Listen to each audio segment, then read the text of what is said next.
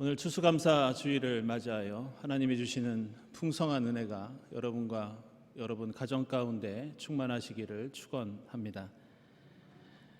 우리가 하나님께 드리는 감사는 우리 기독교 신앙의 핵심 중에 핵심적인 가치라고 할 수 있습니다. 이 기독교 신앙에서 감사는 몇 가지 특징이 있는데, 먼저 우리가 생각해야 할 것은 비록 우리 앞에 곡식들이 있고 과일들이 있어도 먼저 우리는 우리가 얻은 구원에 감사해야 합니다. 오늘 요한복음서 6장을 보면 사람들은 육신의 빵에 관심을 둡니다. 그러나 예수께서는 영원한 생명의 빵으로 그들의 관심과 시야를 넓혀주고 계십니다. 이것은 우리가 하나님께 드려야 하는 감사도 마찬가지입니다. 우리는 매일 베풀어 주시는 일용할 양식, 그리고 건강하고 평안한 삶에 대해서도 감사해야 합니다. 그러나 이러한 감사는 우리 그리스도인이 아니더라도 누구라도 할 수 있는 감사입니다. 우리가 드리는 궁극적인 감사는 십자가와 부활을 통해 영원한 생명을 베풀어 주신 하나님의 구원에 대한 감사입니다. 따라서 오늘 추수감사 주일을 맞이하면서 곡식과 과일이 자라고 열매 맺는 모습들을 보면서 우리는 무엇보다 온 우주를 창조하시고 생명을 주관하시며 예수 그리스도를 통해 영원한 생명을 주신 하나님께 감사드려야 합니다. 우리가 또 생각해야 하는 것은 이러한 하나님의 생명과 구원은 관념적인 것이 아니라 특정한 역사적인 사건과 체험을 통해서 이루어진다는 것입니다. 오늘 신명기에서 모세가 강조하는 것은 바로 출애굽의 해방입니다. 하나님의 구원은 우리가 죽어서 얻는 영원한 생명이지만 사실 그것은 우리가 이 땅에서 체험할 수 없습니다. 우리가 하나님의 영원한 생명과 구원에 감사할 수 있는 증거는 바로 이 역사와 현실 속에서 우리를 인격적으로 만나주시고 은혜를 체험하게 해주시는 하나님의 구체적인 구원 역사를 통해서입니다. 이스라엘 백성들은 하나님의 음성을 두 귀로 들었고 불기둥과 구름기둥을 두 눈으로 보았고 하늘에서 떨어지는 만나를 직접 맛보면서 역사 속에서 현실 속에서 하나님의 인도하심을 경험했습니다. 그래서 이스라엘에게 요구되는 감사도 감사를 마음으로만 하는 것이 아니라 입으로만 하는 것이 아니라 그들이 체험했듯이 구체적인 행동을 통해서 하도록 요청하고 있습니다. 이것은 오늘 우리가 함께 읽었던 빌립보서에 나오는 초대교회 사람들도 마찬가지였습니다. 그들은 예수가 십자가에 죽고 부활했다는 것을 마음으로만 믿고 감사했던 것이 아니었습니다.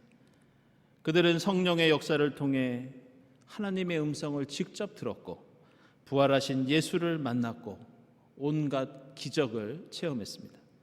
그들이 오늘 빌립보서에서 항상 기뻐하고 염려하지 않고 감사할 수 있었던 것은 그들의 눈과 귀와 피부로 체험했던 성령 하나님의 역사하심 때문이었습니다.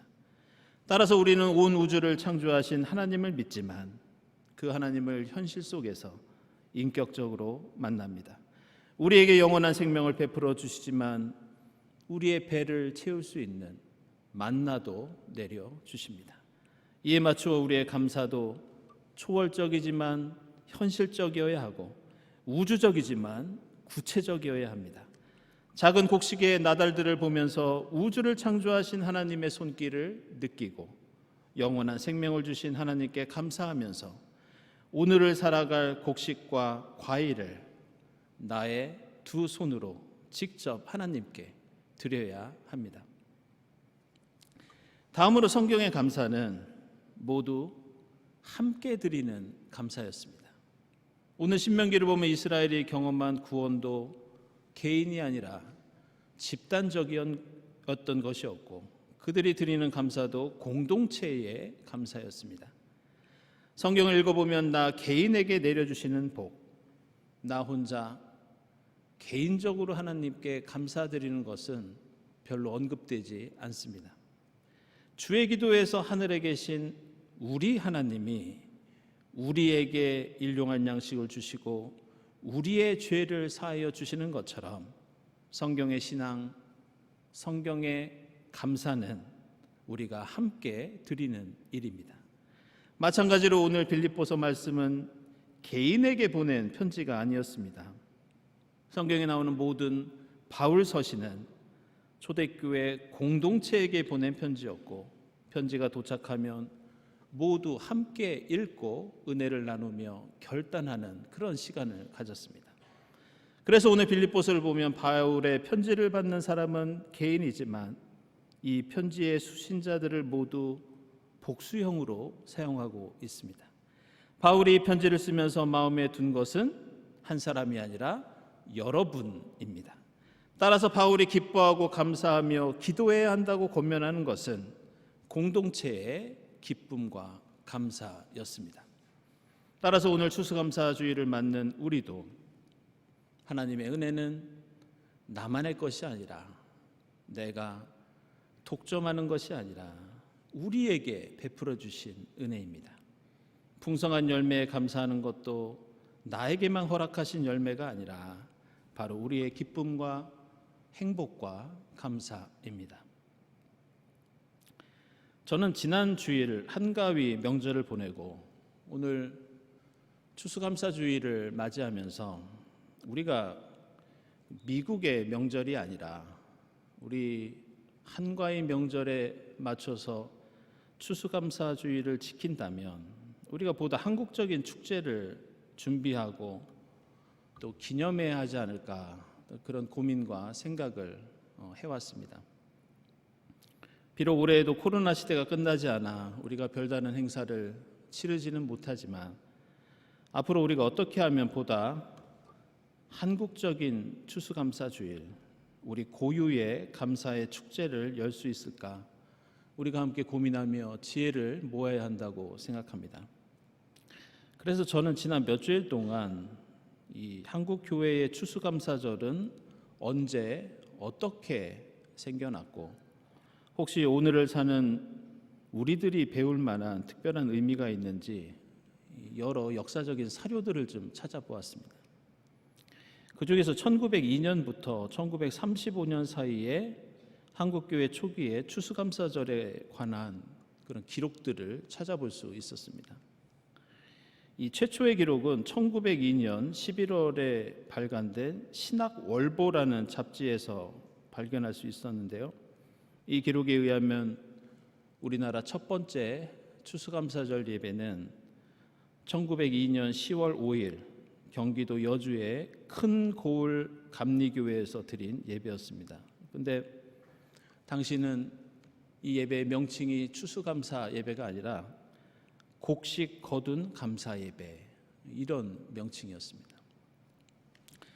그런데 이 신학월보에 이제 당시 예배 장면이 묘사되어 있는데 그 장면들이 매우 인상적이어서 제가 일부분을 발췌해서 여러분들에게 소개를 해드리겠습니다. 이날 예배 시에 문 전도사 경호 씨께서 전도하셨는데 성경 여러 곳을 보았어도 그 중에 묵시록 7장 12절에 하나님께 감사드리는 문제로 우리가 마땅히 하나님께 감사를 드려야 하겠다 하고 전도를 하셨는데 절차 있고 규모 있게 하심으로 모든 교우들이 엄숙한 모양으로 고요히 듣다가 우리가 네게 감사를 드리겠느냐 하나님이냐 혹 마귀냐 할 때 모든 교우들이 다 두려운 모양이다가 우리는 지금 감사와 영광을 하나님께 돌리세 하고 영광경 찬송하니 하늘로서 화답하시는 듯하며 아래로 모든 교우들이 기뻐하였고 또 예배하는 중 매우 재미를 많이 보았사오며 즐겁게 지내었나이다. 이게 최초의 우리 한국교회 추수감사절 모습입니다. 지금부터 정확히 120년 전입니다. 이 땅에서 처음으로 감사주일 예배를 드렸던 우리 신앙의 선조들, 그들의 모습입니다. 처음에는 곡식 거둔 감사 예배가 명칭이었지만 1908년 장로교에서는 감은절이라고 하는 명칭을 씁니다. 그 후로 감사일, 추수감사일 이런 명칭이 사용되다가 1912년부터 추수감사절이라는 그런 예배명을 쓰게 되었습니다. 그런데 이렇게 초기 자료들을 찾아보다가 저는 우연히 매우 놀랄만한 기록들을 발견할 수 있었습니다. 저는 부끄럽게도 한국적인 추수감사절을 예배나 행사에서 찾고 있었는데 이 기록들은 우리가 드리는 감사가 어떤 의미를 갖고 있는지, 우리 선조들이 그 뜻을 얼마나 제대로 깨닫고 실천했는지 그것을 알려주는 감동적인 그런 기록이었습니다. 그것은 바로 추수감사절에 드린 모든 예물들을 자신을 위해서, 내 교회를 위해서 쓴 것이 아니라 오로지 선교를 위해서, 이웃을 위해서 사용했다는 그런 자료였습니다. 그것은 한두 교회만 그렇게 한 것이 아니라 기록에 등장하는 대다수의 교회들, 심지어는 교단 전체가 이 추수감사절에 모인 헌금을 국내외 선교를 위해 사용했다는 것을 저는 발견할 수 있었습니다. 1913년 예수교 장로회 조선총회 기록을 보면 교단에 속한 각 교회들이 헌금을 전도국을 통해 선교에 사용합니다. 1922년 기독신보를 보면 감사절에 모은 돈과 곡식이 조선미 감리교회 내외국 선교회를 통해 선교에 사용됩니다.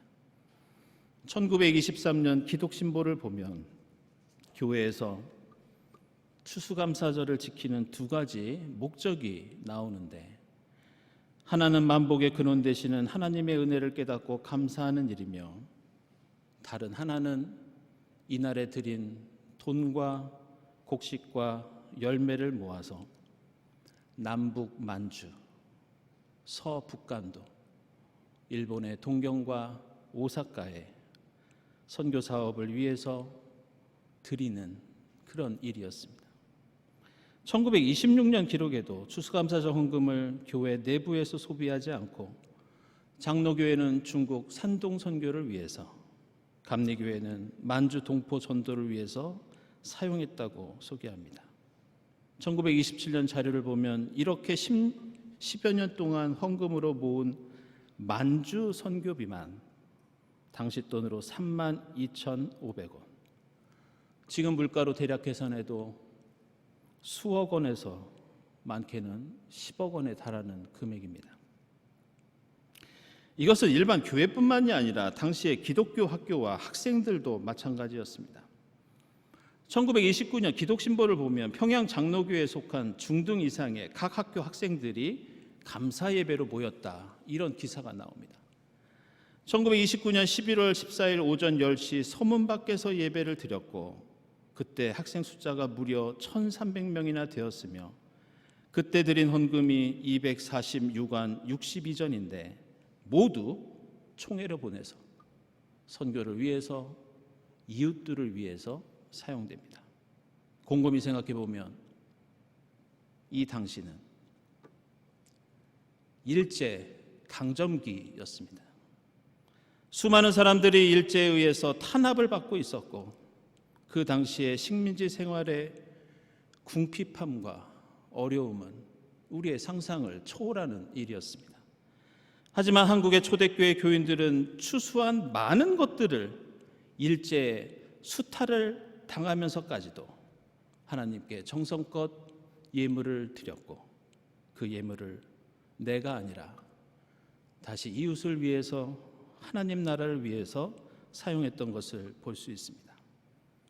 이렇게 함께 드리는 감사, 함께 누리는 감사, 이것이 한국적인 추수감사절이요, 오늘 성경이 우리에게 가르쳐주는 감사입니다. 오늘 신명기를 보면 감사로 드리는 그 예물을 혼자가 아니라 다 함께 하나님께 드리면서 그 예물을 몇몇 사람들이 아니라 하나님께 경배한 후에 레위 사람과 이스라엘 가운데 살고 있는 나그네들과 함께 누리라고 모세는 명령하고 있습니다.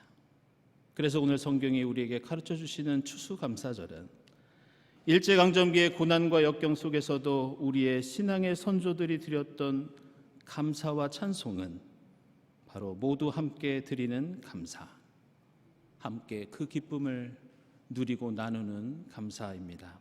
사랑하는 여러분, 우리에게 십자가와 부활을 통해 구원을 베풀어 주신 하나님께 감사할 수 있기를 바랍니다. 오늘 우리에게 풍성한 곡식과 과일과 열매를 주신 하나님께 감사와 찬송을 돌려드릴 수 있기를 바랍니다. 하지만 우리가 드리는 감사는 나 혼자만의 것이 아니라 우리가 함께 드리는 감사, 이웃과 함께 누리는 감사가 되어야 할 줄로 믿습니다.